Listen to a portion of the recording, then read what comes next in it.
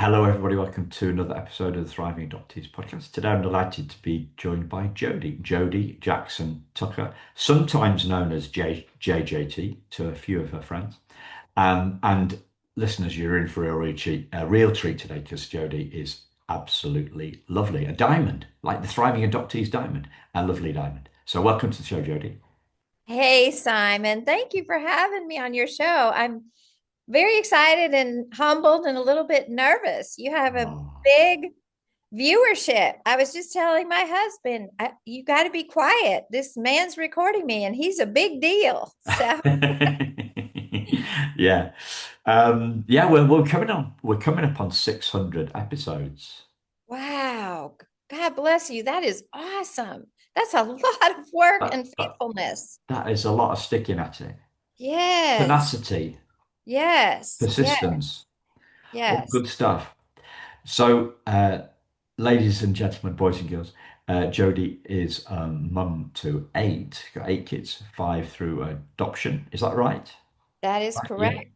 And so she is an adopted mum. She also runs a non-profit called Second Mothers.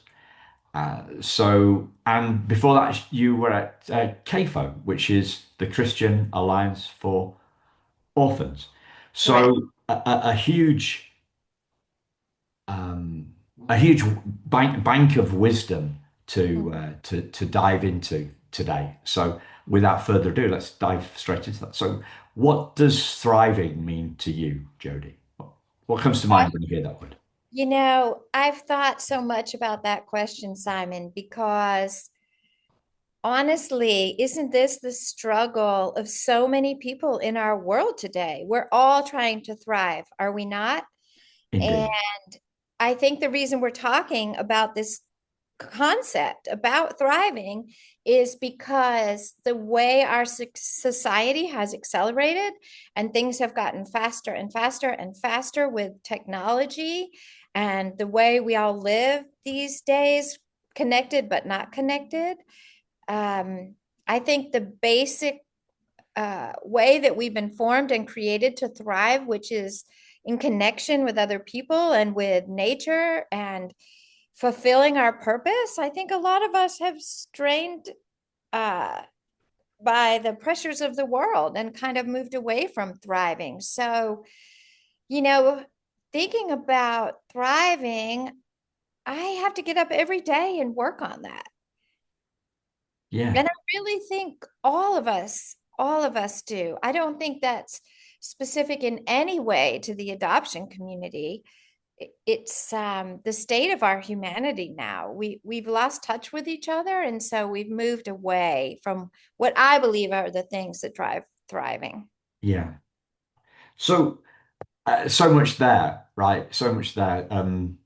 Connected but not connected. And Yeah, this is clearly all about community for you. That's a big part of what you right. do. I mean, Yes. you've got your own community, eight kids. You've Yeah, not. it's just our So family is the community. you know And now you they're could. all getting married and having kids. So, we walk into a restaurant and it's like we'd like a table for 15 and three high chairs, and they look at us like we're insane. But Yeah, that's the way it that's the goes. way it goes.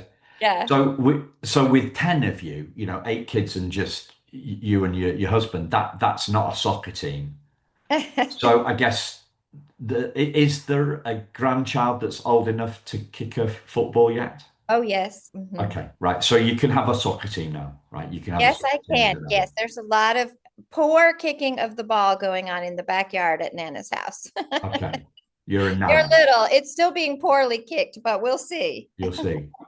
Um, so how many in an American football team? Like 30 or something, is it? I don't know. Oh, Do you know? gosh. I don't even know, Simon, honestly. I'm married to a former football player, but I don't follow it at all. Oh. So, yeah. Okay, back to it then.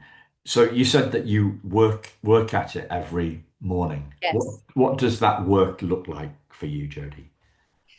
For me, I have specific habits that I try to do every day to set my mind and my soul at peace.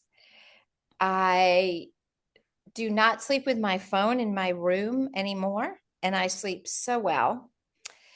When I wake up, I briefly look at it just to make sure there's not an emergency text from one of my kids, but then I set it. I don't pick it up. And I get a cup of coffee and I go sit outside. Unless it is freezing cold, I immediately go to fresh air and nature. And if I have to be inside, I sit where I can see trees or the sky. And because I'm a person who tries to follow Jesus, I begin my day with prayer and reading scripture. And after that, sometimes I exercise, not enough, but I know that my body was designed to move and be out moving across the earth, not just sitting. I was talking to a gentleman yesterday who was talking about how walking activates both sides of the brain and stimulates creativity. So, building those things into my day, for me, starting my day the right way, are so important. If I get up and my feet hit the floor and I'm just rushing and nervous and charging towards the next thing, my whole day feels off. And then, of course, the other thing that we've touched on that you are doing so much excellent work with is connection. How am I connecting with other people in a meaningful way? And really thinking about that. I think in today's culture, we have to be very intentional about that. So what happens if we're not intentional? Well, I mean, isolation is the state of all of us in 2025. You know, this little device in my hand doesn't really connect me to people. Um, if most of communication is our body language and our eye contact and our tone, you're not getting any of that through a device. You're not getting any of it. 7%, I think, of communication is the words that are actually said. All the rest is something that can only be experienced in person with an individual. Like we're talking now on Zoom. You live in the UK, I live in the US. We haven't met in person. We like each other, we're connecting over Zoom. But when we meet sometime in the future, and I'm sure we will, because that's my goal in life now, um, we'll feel much more connected. You know, I'll maybe you're taller than I think you are, or uh, maybe we enjoy each other's company in a different way, or I connect in some way with your wife. It's just a whole different thing to truly be connected. And when we look at thriving in our community, I think this is the thing we just really have to fight for. Yeah. Well, I don't think you said before we started, or just now that your husband is a ex-footballer, Yeah. ex-American footballer, clearly. I'm not as big as that. There are some smaller ones, smaller guys that do that. I just finished a series on Netflix about the Dallas Cowboys and their Oh my. history. Oh my. Don't consume too much American culture, Simon. No, It's a slippery slope.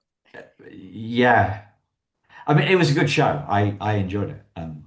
But it was a lot about it was to do. It was a lot to do with the personalities and a lot to do with the community that he created. Mm, The yeah. the guy, yeah. And then he chucked his he got rid he sacked one of his favorite guys who was the team manager, right? So he's the owner sacked the manager or pushed him out. I can't remember. And yeah, what a splintering that was of people that had been friends in college in the same football team at college, you know. So anyway, by the by. Um, next, Broken connections are kind of the opposite of thriving, don't you think? yeah, Yeah, yeah, I do too. yeah, they are. And as you know, I was in Orlando last week and I met three people that I've interviewed. That's Oh, So great. that was yeah, it was Yeah. And wasn't yeah, that so, didn't that have a deeper feeling of meaning for you, meeting them in person? yeah, yeah. Right. Right. The meaning. And funny enough, one of them was smaller than I thought it was going to be.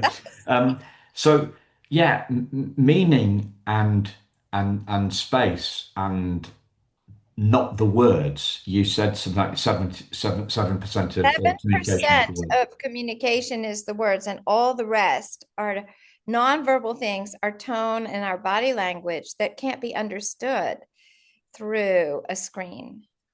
So it's about a feeling. Yes. Yeah. So what is the feeling of thriving to you? Because you've Well, described actions. yes, yes. I mean, I think we were designed as humans by our creator with a soul and with emotions for a reason. It's in our best interest to connect with others. Um, a small child wants the warmth and embrace of a family of parents. This is just how we're created. And if we think we can move away from that design and be the best version of ourselves, I just think that's foolhardy. Yeah.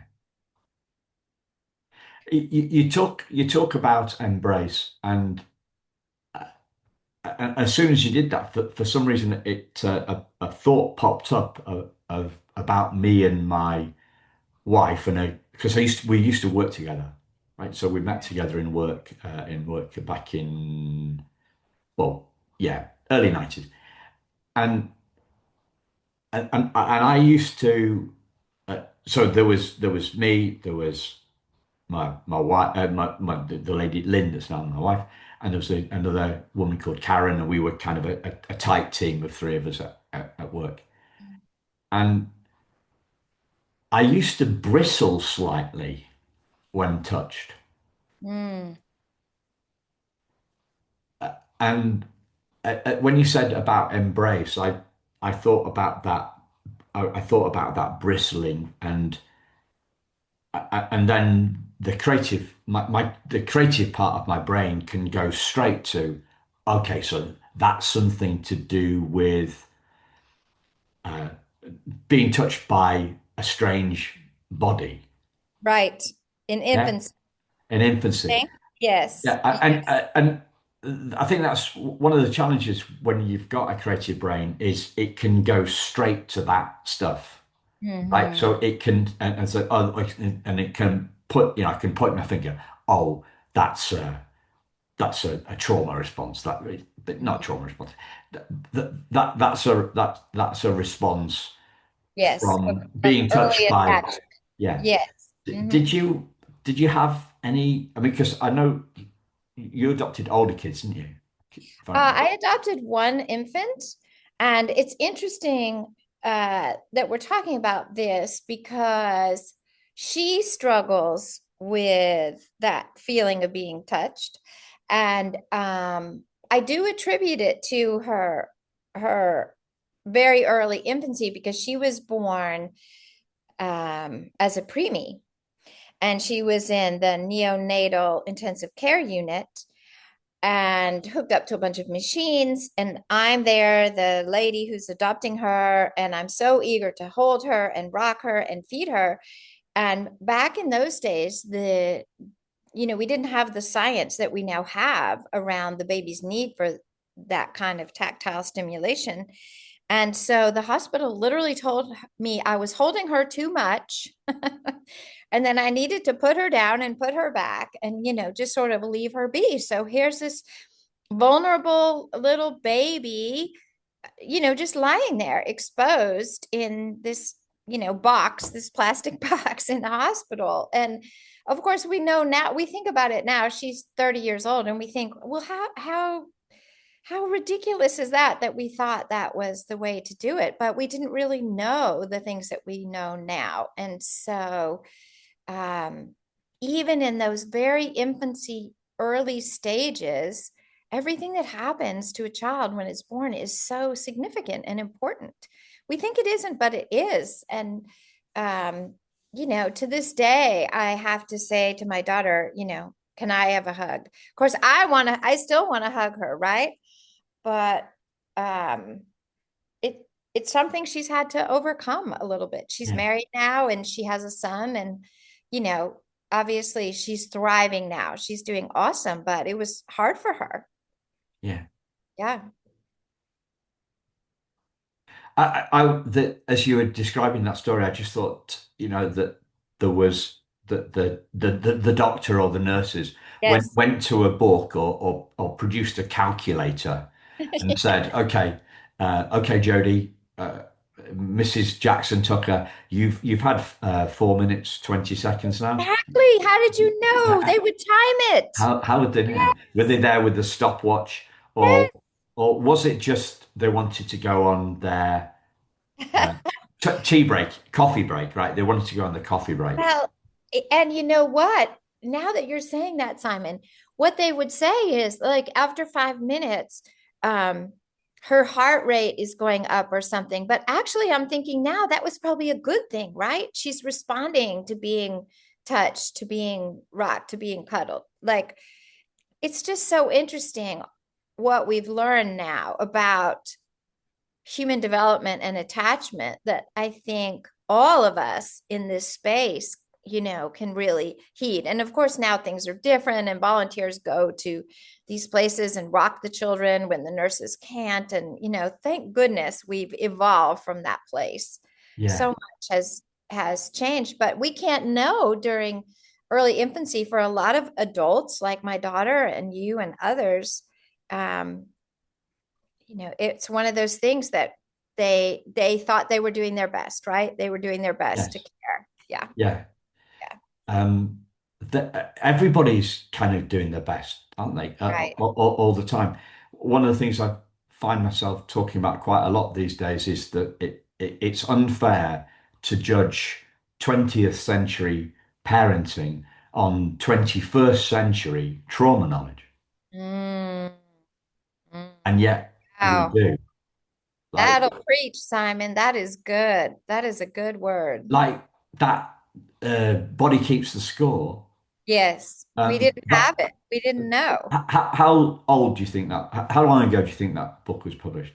Well, during my lifetime, I'm 63 years old, and in the last 20 years, I became an adoptive parent 30 years ago with that little NICU Yeah. baby.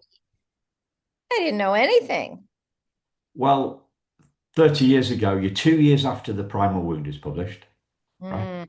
So Nobody gave it to me. I didn't know about it. how um do not read it, listeners, right? Or yeah, don't read it. Um, I don't know how big it was. It was published in 93. I don't know how big it was by 1995, which is clearly Mm. 30 years ago. Yeah, The Body Keeps the Score. That book is just 11 years old now. right, right.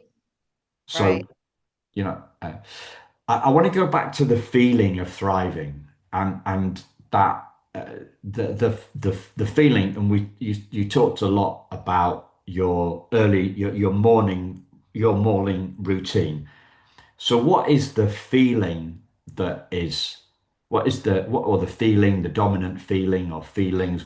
What is it that you're getting through the way you start your day? I think it centers me. And I would say the feeling of thriving is when you have a sense in your soul that you are operating in your purpose and in peace and harmony with those around you. There's a scripture in Ephesians that's, I think it's in Ephesians, that says, as far as possible, be at peace with all others. And, if only we could live by that. And I also think each of us is created for a purpose. And that's Ephesians 2:10. And that's our family scripture, because look at you, Simon.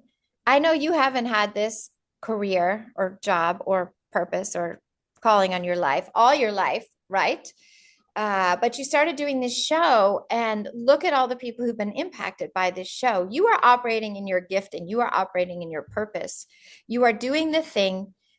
I would say, and we don't know each other very well, but I would say, looking at the influence that you have and the number of people who are being impacted, you are operating in the purpose for which God created you. And you can feel that. And you don't, if you were to go do some other job, be a bank teller or something, your life would feel very different. When we get in that place where we're operating in our purpose, we can feel it.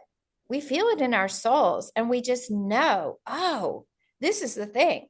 And if you're really lucky, it happens when you're 18 and you figure out your life's work. But for most of us, or many of us, it takes a lot longer. For me, I was in the middle of my life before I started really operating in my purpose. But I would never want to go back to that first half of my life, because I wasn't doing the things I'm now doing that give me that feeling of thriving. And so I think that's just the journey of this life. Why are we here? What were we created to do? And moving towards that. And when you hit it, you'll know it. Yeah. That's, it just seems that way to me. And I've seen it with some of my kids who really walked into their purpose at an early age. And it's quite beautiful to see it happen. And I know we'll probably get to this part of the discussion, but they have defined themselves by their future, not their past. And they have set their identity in positive things rather than negative things. Yeah. And I struggle with that every day. Every day I have to remind myself who I was created to be and the work I've been given to do, and to go do it in faith and courage, and not beat myself up if I think I haven't done enough, or yesterday could have been better. That's not what people remember about us, right? They don't remember the little mistakes. My husband's a musician, and he'll come down from the stage and he'll say, oh, did you hear that one note that it was off? I said, no, honey, nobody heard that note. And yes, he's a football player and a musician, which is why I married him. It's a very cool combination. It And is. yeah. And It's a very rare, I would imagine it's quite a very rare rare. That's combination. right. That's right. So So it's the we good things that we do in life for others that people remember. we have the have you ever done any, this is a silly question. I don't know. I know the answer to this question, I think, before I answer it, but I've started, so I'll finish, right? So have you ever done any marketing? Have you done any marketing education, any marketing studies? Yes, I worked Oh, in marketing before I left the marketing world to go into ministry. Yeah. isn't that really weird that my gut told me to answer that You're a question, and very then smart guy. okay, I'm now not that was surprised simple. at all. You got me figured out, So son. you've got you remember the four P's of marketing then? Tell me. I can't remember them, but you've given us three I P's. know what you're talking about. Yes. You've given us three P's: um, purpose, Yes. peace, and people. Yes. Yes. Purpose, peace, and the four P's are price, product, place, Yeah. Right. promotion. Right? I didn't like those. I got tired of doing those. I got tired of helping the rich get richer. And with the support of my husband, who was incredibly supportive, I was sitting on our upstairs couch crying one night, telling him that I didn't want to do my job anymore. And he said, so quit. And I couldn't believe he was saying it, but he did. And I went in the next day and quit. And I'm just so thankful to my husband and to God for that opportunity. And I just Yeah. walked away from that world. But you've got me pegged, Simon. Yes, I was in marketing. Okay. The well, I was going to ask you about the turning point, and you got ahead of me on that. Um, what about when purpose, something as you were talking about purpose, something popped up for me that it's like purpose is a luxury. Mm, that's We're true. lucky. We're lucky to be Yes, able to do yes, what we do, yes, kind of full time. What helped you get to that? yeah. Well, you bring up an important point because many people have to put food on the table, have to do the work that they're in. And so I don't mean to be dismissive, like, just go follow your dreams, because I understand that's not always possible. But for me, I'll be honest, mm, I was so caught up in the things of the world. Uh, I really had to get to a place where I was just too miserable. And that isn't good, right? I I what my son, my oldest son, he just received an email that he got a big opportunity to do something international through his work, and he does amazing work in addiction recovery. And um, he said, should I do this? And I said, absolutely, you're going to do that. He said, but there's this aspect and this aspect, and I said, you know what? That'll get worked out. My philosophy, honey, I'm talking to him, is when God opens a door, you walk through it. You walk through it, and he'll work out the rest. And I realize I'm speaking as a person of faith, but I've just seen it happen over and over again. And so in my case, my husband opened the door for me or helped me close it. But I knew there was something more meaningful to the world that I could be doing um, than helping pharmaceutical executives get better cars. No offense to any pharmaceutical executives listening to this podcast. But so I stayed home for like 6 months. We went broke. My husband quit his job too. We both ended up quitting our jobs. He was in the corporate world also. And we started selling things and liquidating things. And we both made a big life change and started operating in our purpose. And now we feel we're thriving. Yeah. We were not thriving before, we were surviving. I want to take you back to the feeling of thriving, and I want to do that on the back of this very clear statistic that you brought up, right? In terms of the words, Mhm. the importance of the words. 7% of communication is the words, and I'm thinking, how much of you talked about body language and things like that, and tone, and how much of our communication is in our feeling, is in where we're coming from, the feeling that we're at, the feeling that we're in. Well, and that's where we get into our identity, right? And how we see ourselves. Um, and this is where my faith has really been life changing for me. There's a concept in the Christian faith called the Imago Dei. This is a Latin expression. Have you heard this? You probably have. You're a very learned man. Can you say it again? The Imago Dei. Imago, like image, Yeah. and Image of Dei. God. Yes, the image of God. And the concept is that the Bible teaches that we are created in the image of God. So we can look at ourselves and we can look at our faults. We can look at how the world looks at us.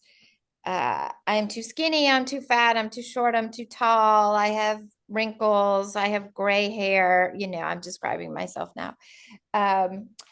We can look at our faults. We can think about the one note we played wrong, using my husband's example. But if I remind myself that I'm created in the image of God, well, God is beautiful and loving and all powerful. And if I'm his child and I can ground myself in that, no matter what I've done, no matter what mistakes I've made, then I can thrive. I can operate in my purpose. And as an adoptive mom, and I can't speak for adoptees, and I wouldn't endeavor to do that, but as an adoptive mom, that was one thing I just really tried to remind my children of over and over again was you're created in the image of God, and he loves you and he made you for a purpose. And as your parent, I want to support whatever journey you're on to find that purpose. And so for our kids, we would, if they're good at cooking, you go to cooking school. And if you love photography, you go to photography school. And whatever gifts, you've been given, move in that direction. You're very well educated, Simon. You're a good thinker. You're a great interviewer. You ask incredibly deep questions. That's a gift. Not everyone's good at that. That's a gift that you were given that's uniquely yours, and you're using that gift. And so for me, seeing my adopted children now as adults thrive, it's really been seeing them having the courage and the support to move in that direction and to have that feeling, yes, I'm operating in my purpose now. I'm not following the world's rules, which might have said you'd be better off to be a stockbroker or who knows what. Yeah. Yeah. You're moving me to tears, Jodi. That's a good thing. Tell me more. Yeah, there's just a lot coming out for me on this. I think that identity is described in some areas as really complicated, right? Mm, right. And I, I, I just think we've got to bust that complication. Yes. Yes. It's not like it's not complicated. It depends. The complication depends on our perspective, right? Right. Yes. You know, people say it's complicated, and we believe them. Yeah. What do you mean like it's people say it's simple? Do we believe them then? Like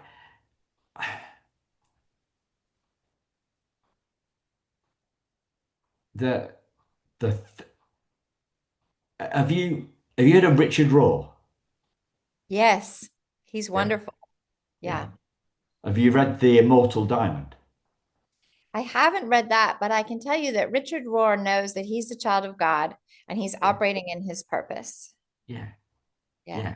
And his book, one of his books is called The Immortal Diamond. Oh, well, Okay. I need to get that. If as long as we are trying to create our identity through the world's rules, it will always be too complicated, and the world will never satisfy. It Yeah. will never satisfy. But you know what the Thriving Adoptees logo is? Tell me. A diamond. Oh, yes, yes. Well, you all are diamonds. But We you know, all like, are. We all so are. if we can, people say, right, identity is complex, right? It Mm, depends which level you're looking at identity, right? So it is the fact you're a diamond, I'm a diamond, everybody in the world is a diamond, yes, even Vladimir Putin, he's a diamond, right? It's not down to personality.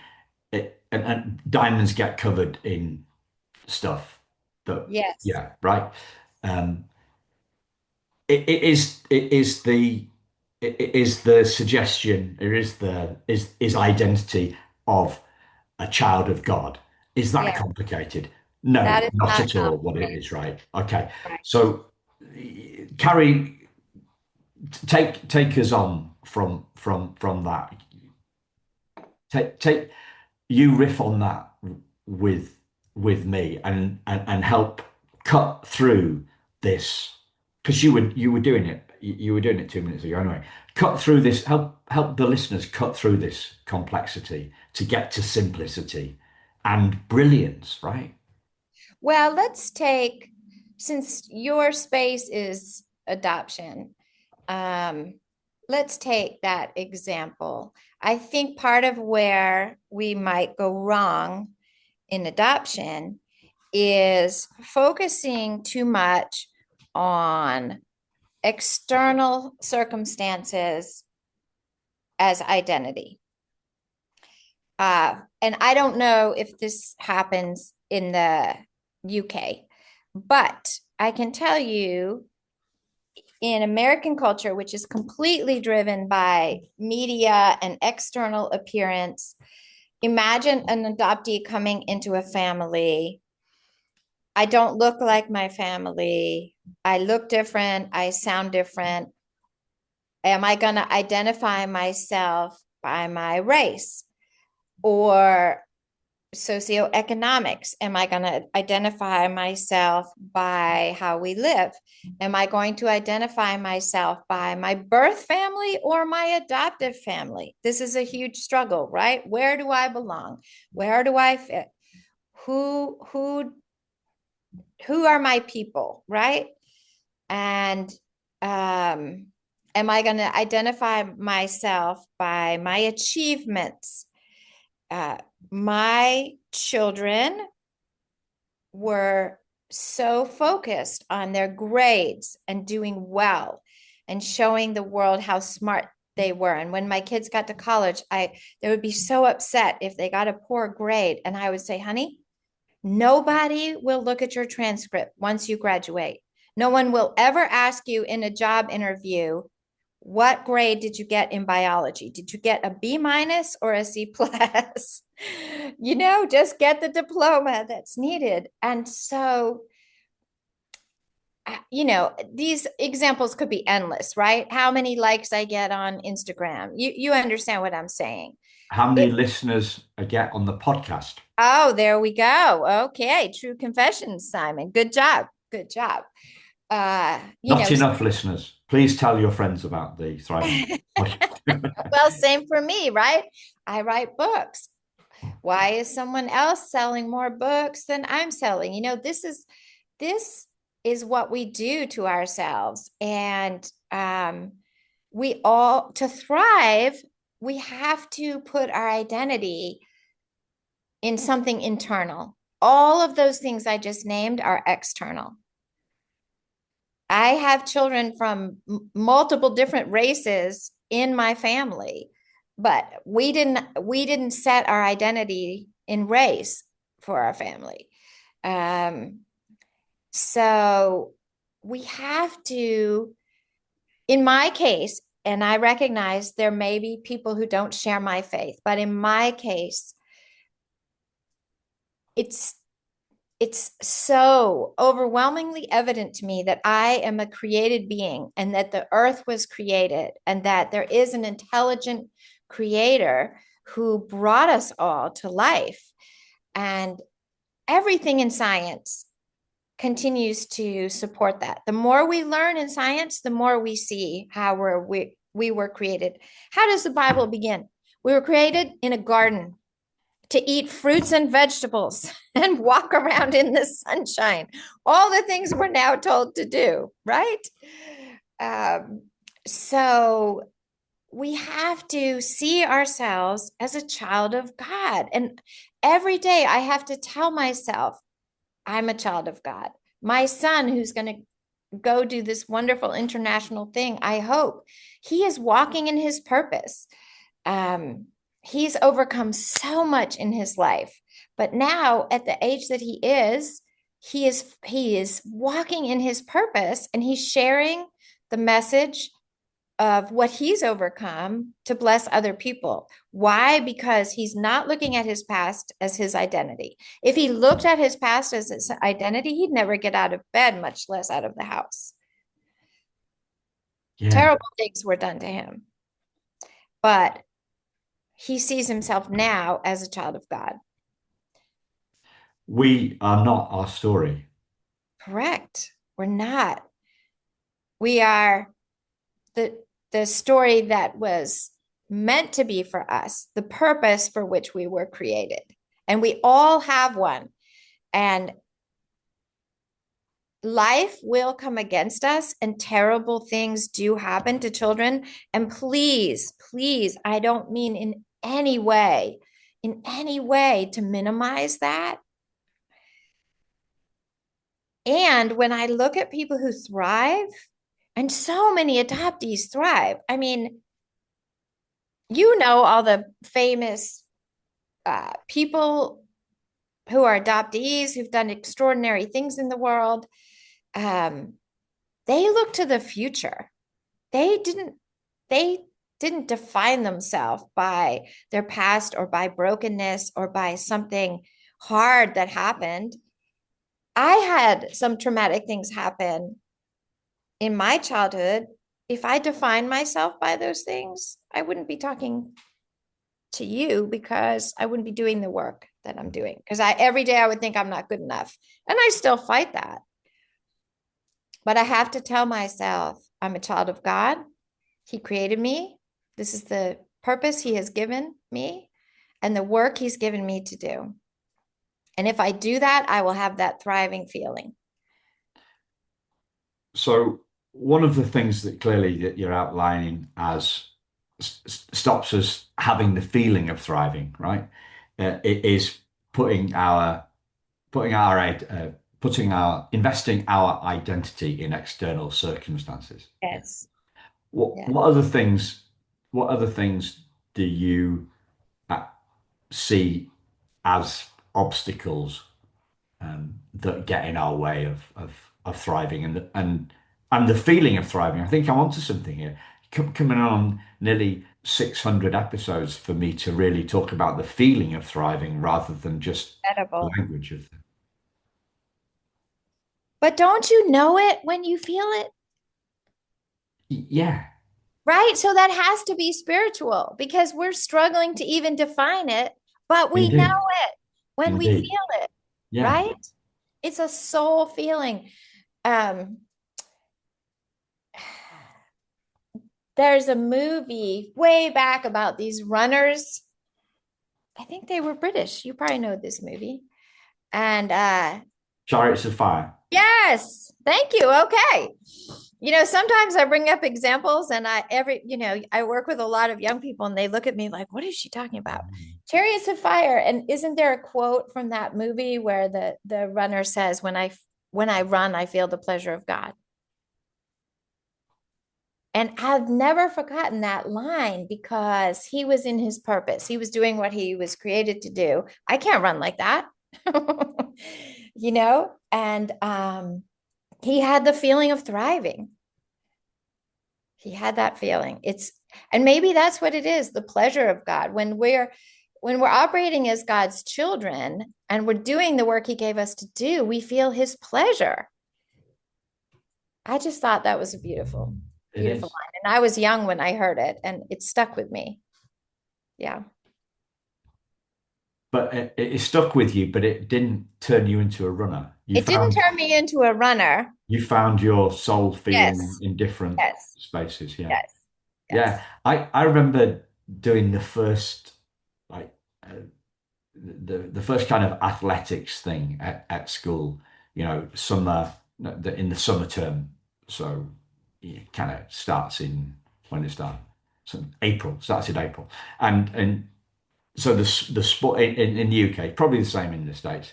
The the the sport rotates with the term, Right. right? Right. Or semester. Okay. Yeah. Um, and I remember thinking, so we're doing athletics, and it said, right, you can do 100 meters, or you can do 200 meters, or you can do, I don't know, something else, long jump or whatever. And I thought, 100 meters, that's not long enough. I'm going to do the 200. And I Mhm. was absolutely knackered running the 200. So it didn't make a runner out of me. I'm a swimmer, not a runner. Um, we're coming upon time, and it is the time of the evening that I usually call my mum. So I'd like to ask you what you would like to share with the listeners, anything you'd like to share with the listeners that I've not asked you about. Oh, wow. That's a lovely question. I would say if you have listeners in the adoption community, the single most important thing that I would want to share is for parents, no matter what age, to find community, and for adoptees, no matter what age, to find community and to find real connection. You know, years ago, Simon, um, we were going through a hard time with the uh, one of our children in particular. And I was so heartbroken and dealing with so many things. And I thought to myself, if I don't get some people around me, I'm not going to make it. I am isolating and I'm going deeper and deeper and deeper down this well. And I I had to get people around me. And so I asked three other couples if they would meet once a month for supper, which is our evening meal, dinner, Yeah. a supper club. And we started meeting. They were all adoptive parents. And then our families connected, our kids connected. And in February, we will observe 10 years of doing this, 10 years. And I can't overestimate the impact that it's had because people simply don't do these things anymore. It seems like such an ordinary thing, but people aren't connecting in those ways. They're not going into each other's homes, maybe in Europe more than in America. But in America, we're all inside our homes, you know, talking to each other on little metal boxes. And so I guess that would just be one thing that I would say is if you feel you're struggling, if you feel you're not thriving, sometimes you need other people to look at you and say, Jodi, get over yourself. This is not what you were created for. Go do the thing you were created for. You need those friends and that community around you. Yeah. Fantastic. Loved it, Jodie. And I hope you loved it too, listeners. We will speak to you again very soon. Take care. God bless.